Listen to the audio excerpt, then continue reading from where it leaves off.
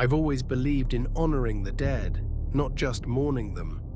That's why, when November 1st rolled around, the Day of the Dead, I couldn't resist the urge to do something special. Though we don't celebrate it much in the US, I've always loved the idea of taking time to remember those who've passed, to pay respects in a way that felt meaningful. So this year, I convinced my husband to visit an old, forgotten cemetery just outside of town. We arrived just before dusk, the sky a beautiful mix of purples and oranges. It was peaceful, but there was something off about it. Something I couldn't quite put my finger on. The cemetery itself was a picture of neglect. The gates were rusted and hanging by a thread, and the gravestones were weathered and overgrown, some half sunken into the earth. A sense of abandonment hung over the place. "This is perfect," I whispered, more to myself than to my husband. I know he thought it was a little creepy, but I was fascinated by it. The history, the forgotten stories. I held a small bouquet of marigolds, a symbol of remembrance, and carefully chose a spot under a gnarled old tree. Its branches reached out like skeletal arms, casting long shadows across the ground. There was a grave nearby, its stone so worn by time that you couldn't make out a name. It seemed fitting, in a sad way, to leave the flowers there. "I wonder who they were," I said quietly, running my fingers over the rough surface of the stone. "No one remembers," my husband said softly from behind me. "But I guess we're here for them now." I smiled at that. He was right. Even in a place like this, someone deserved to be remembered. Something strange happened. A faint rustling sound came from behind us. Not quite leaves, not quite wind, but something else. I froze, my heart picking up its pace. "Do you hear that?" I asked, trying to sound calm. He nodded, his face suddenly tense. The air seemed to shift around us, the rustling turning into something like whispers. Soft, low, and all around us. It was as if the cemetery itself was trying to speak. "I don't like this," he muttered, grabbing my hand. "We should go." I didn't argue.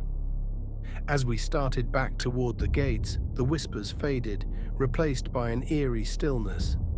The only sound now was the crunch of our footsteps on the dead leaves beneath us. Just as we neared the exit, a sudden noise broke the silence, a soft, childlike giggle coming from somewhere behind us. We both turned at the same time, our eyes scanning the empty cemetery. There was no one there.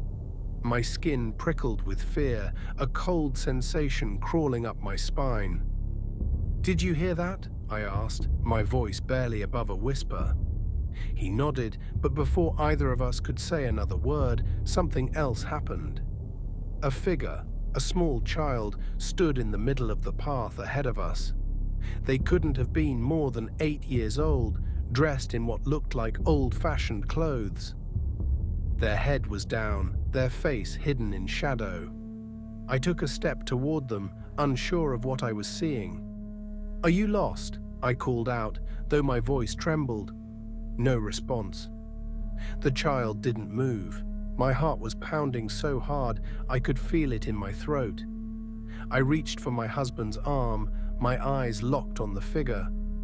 Something about the way the child stood there, completely still, was deeply unsettling. "We need to leave," he muttered, tugging me in the direction of the car. I didn't argue. As we moved around the child, I glanced back, just in time to see them lift their head. What I saw was impossible.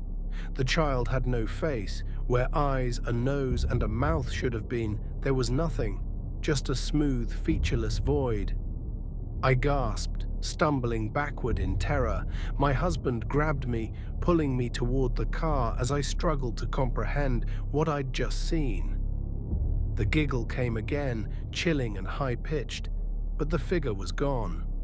We hurried into the car, locking the doors behind us. I couldn't stop shaking. "Let's just go," I said, barely holding it together. "Now." He tried to start the car, but it wouldn't turn over. I glanced out the window and my breath caught in my throat. Figures, more of them, were emerging from the cemetery. They were all like the child, their faces blank and featureless, moving toward us in eerie silence. "Start the car," I screamed, panic taking over. "I'm trying." He turned the key again, and finally the engine roared to life. We sped down the road, the figures disappearing into the distance behind us.